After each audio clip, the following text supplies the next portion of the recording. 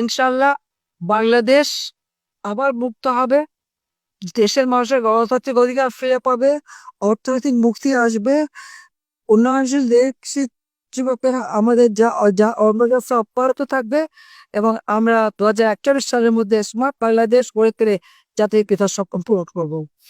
আর এই প্রতীকা আমরা আজকে নেব বিজয় দিবস সামনে রেখে। লাখো শহীদের রক্ত পিতা যেতে পারে না। আন্দোলন শর্মা তারপরে বাচ্চা কাছেই শুনলাম একজন সমন্বয়কারী বলছেন লাশ তুলে পরীক্ষা করা যাবে না। এখানে একটা প্রশ্ন আমার, এই কথা আপনারা একটু গভীরভাবে শুনুন। তারা কেন বলছে যে লাশ উপরের থেকে তুলে পোস্টমর্টম করা যাবে না বা পরীক্ষা করা যাবে না? কোনো পরিবার যদি চায় বা মামলা থাকতে যদি চায় তো অবশ্যই লাশের পোস্টমর্টম করা যাবে, কিন্তু তারা দিতে চায় না। কেন চায় না জানেন? কারণ এই হত্যাগুলি এরা নিজেরা ঘটিয়েছে।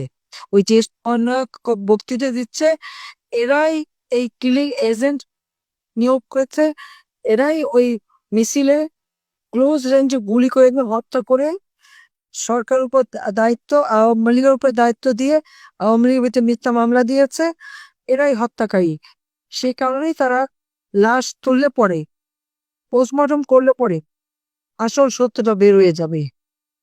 এবং ওই যে বিশেষ স্নাইপার না রাইফেল এবং গুলি, এগুলি কে জোগাড় করেছে? এগুলি তো ইউনিভার্সিটি জোগাড় করে দিয়েছে।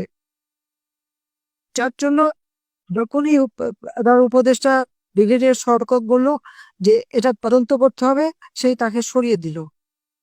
এই সরিয়ে দিয়ে প্রমাণ করলো যে এর জন্য সেই এই হত্যার জন্য দায়ী। তা যে গণহত্যা শেখ হাসিনা করে নাই, গণহত্যা এনুস তার মেটিকুলাসলি ডিজাইনের মাধ্যমে মাস্টার মাইন্ডের দ্বারা এবং সমন্বয়কদের দ্বারা কিলিং এজেন্ট নিয়োগ করে এই গণহত্যা চালিয়েছে। নাহলে আওয়ামী লীগের প্রায় 1000 উপরে নেতা কর্মীকে হত্যা, 2-3 হাজার পুলিশ হত্যা, সংখ্যালঘুদের হত্যা, এই হত্যার কোনো তারাই ঘটিয়েছে। আর সেই জন্য আবার তারা বৈদিক তালিকা দেবে আর লাশে পোস্টমর্টম করতে দেবে না।